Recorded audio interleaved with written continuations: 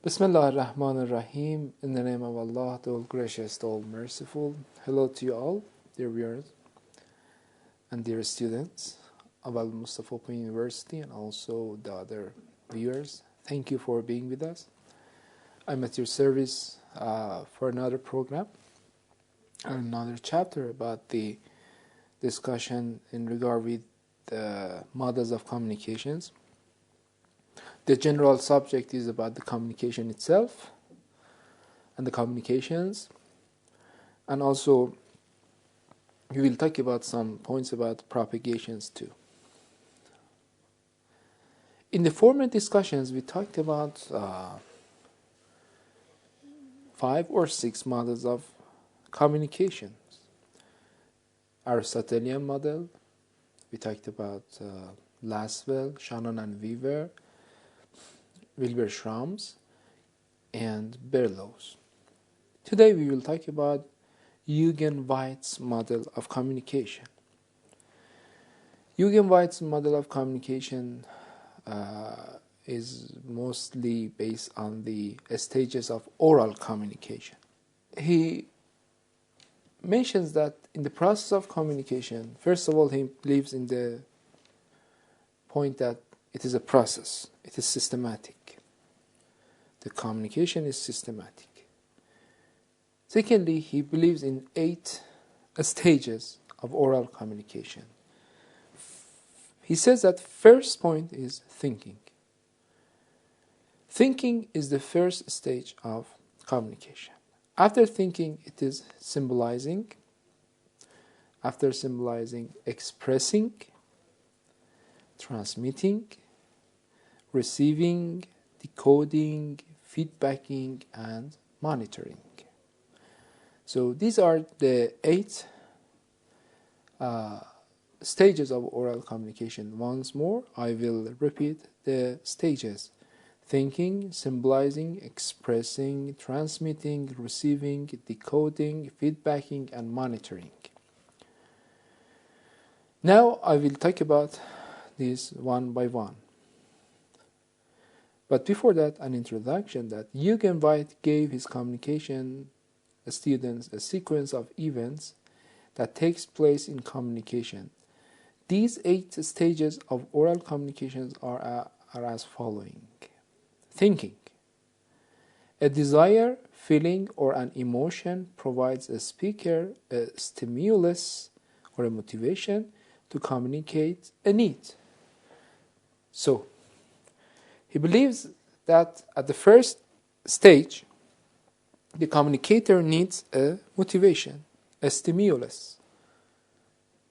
That motivation provokes the communicator to think. So thinking is the first step. Second, symbolizing. Before he can utter sounds, a speaker has to know the code of oral language with which to represent his ideas and in order to make his selection. So when he thinks, when he is motivated and he wants to utter and speak, before speaking he needs a level that in that level the ideas must be encoded. Encoding is very familiar to you. We had it in the former models too. So the codes of oral languages, for example, the word tree for something in the outside, which gives you fruits. It is green, it has a trunk, and it has rhizomic and also some roots in the earth. So this is something which is called tree. This word of TREE is a symbol. It means a word, a selection of words and the letters, which is a symbol of that outer physical thing. So first of all, I, as a communicator, I have to be aware of this word.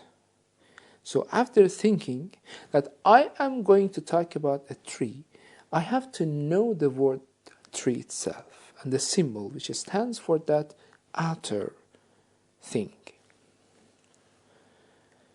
After symbolizing, the communicator must know how to, as a matter of fact, to express his words. The speaker then uses his vocal mechanism to produce the sounds of language accompanied by facial expressions, gestures, and body stance.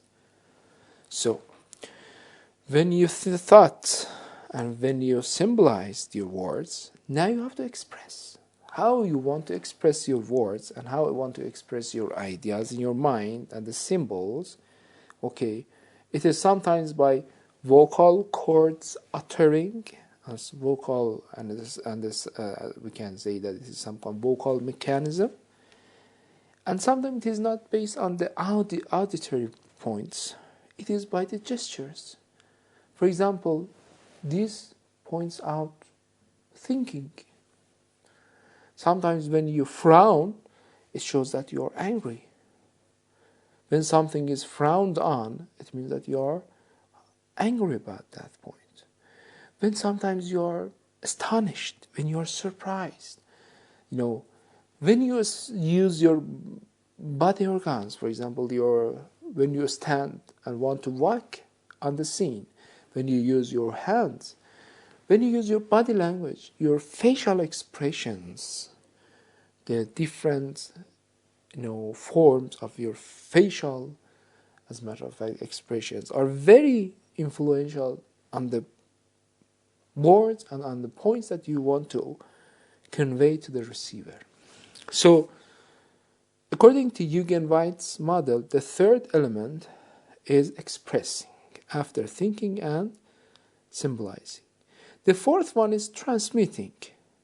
Waves of sound spreading at 1,000 feet per second and waves of light traveling at a speed of 186,000 miles per second carry the speaker's message to the listeners. So when you think, you symbolize, and you, as a matter of fact, express, then the stage of transmitting or sending a message is coming up, and in that stage, sometimes it is by the waves of sound, and sometimes it is by waves of light. As a matter of fact, sometimes the sound is conveyed to the receiver. The fifth element is receiving. Thinking, symbolizing, expressing, and after that transmitting, and after transmitting we have receiving. Sound waves impinge upon the listener's ears, after which the resulting nerve impulses reach the brain via the auditory nerve. Light wave strikes the listener's eyes, after which the resulting nerve impulses reach the brain via the optic nerve. So here we have the auditory nerve and also optic nerve. These are the two receivers of the Eugen White's model: optic nerve and auditory nerves. So, fifth stage of Eugen White's model is receiving. After receiving, we have decoding. The listener interprets the language symbols he receives and thinks further. At the symbolizing level, which was encoding level, we had, as a matter of fact, the point that the sender encodes and symbolizes the thought message into some auditory or some facial expressions, And in the decoding, the listener interprets the language symbols, and he receives the things and also thinks further. And after that, we have two other, as a matter of fact, levels and stages, and those two are feedbacking and monitoring. So before feedbacking, with those 6 stages, the process of communication is somehow completed, but it needs for feedbacking. In feedbacking, the listener may manifest over behavior like a nod, a smile, or yawning, or he may not show any behavior at all. It is something that in the feedbacking, for example, you are lecturing in a conference. When you see that all the people are looking at you like this, they are very attracted.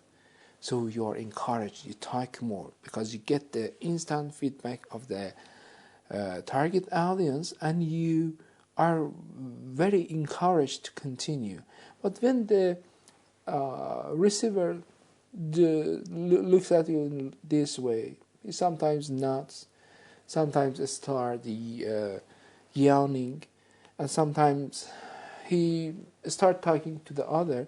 In that point, you have to be aware that your words and your lectures, or in the transmitting message of your expressions, there are some problems. Sometimes the problem is in your expression stage, that you don't use any body language, you don't use any facial expressions, you just speak like a rigid and frozen person, just speaks like this, very official.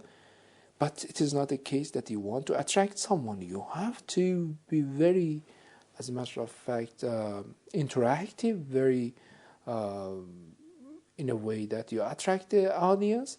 So in the feedbacking level, as a matter of fact, you get the instant feedback. And the last, not the least, point of White's model is monitoring stage. While the speaker watches for signs of reception or understanding of his message among his listeners, he is also attuned to what's going on inside him. The speaker is receiving and decoding messages about himself from his audience in order to adjust to the particular situation.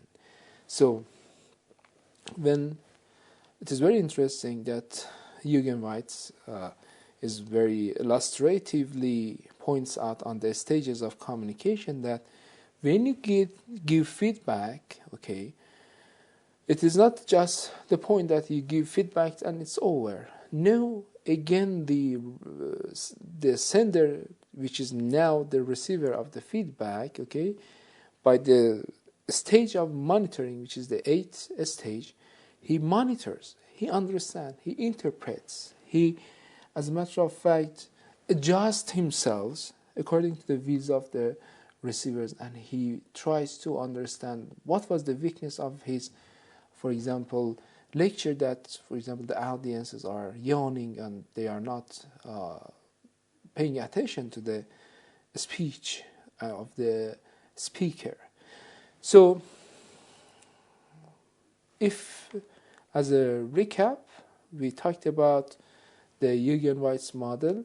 He talks about, he starts his model with thinking, then symbolizing, expressing, transmitting, receiving, decoding, feedbacking, and monitoring. These are the 8 stages of White's model. And there are some points about his model that White's model implies a step-by-step sequence that starts with thinking in the speaker and ends with monitoring with the speaker. Secondly, communication is a repetitive, cyclical event, but the dynamic quality of interaction is not depicted, or it is not shown. The speaker is the originator of the communication. So the speaker is the originator of the communication process, and the listener is a passive reactor who does not initiate communication.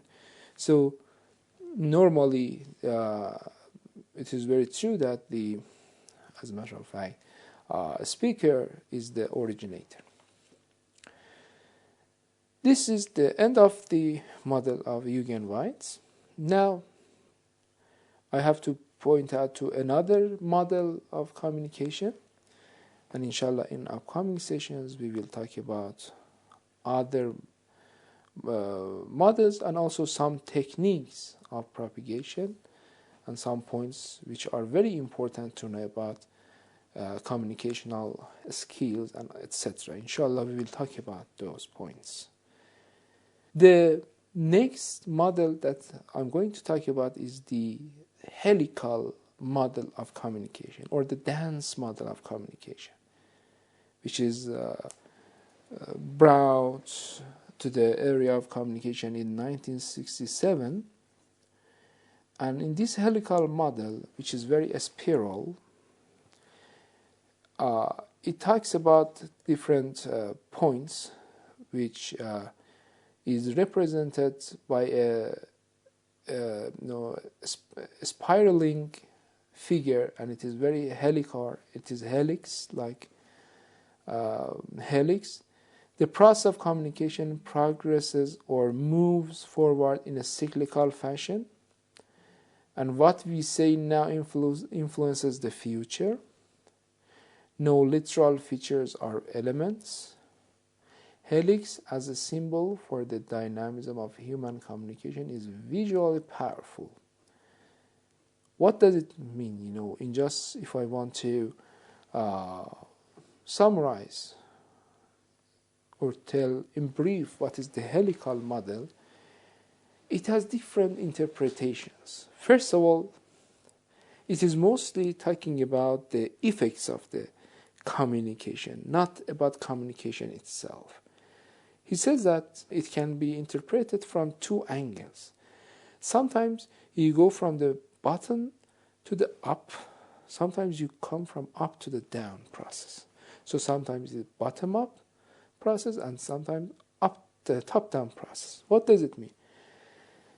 When you look at a helix or a spiral, sometimes it starts from the smaller, cycles of the spiral, and it goes up in, as a matter of fact, bigger cycles, and ends in a very wide cycle. In this regard, human communication is very dynamic. It means that it starts from one small point, but it goes dynamically up, and it will be ended in a very dynamic point. But this is a optimistic viewpoint in regard with the effect of human communication, which is dynamic.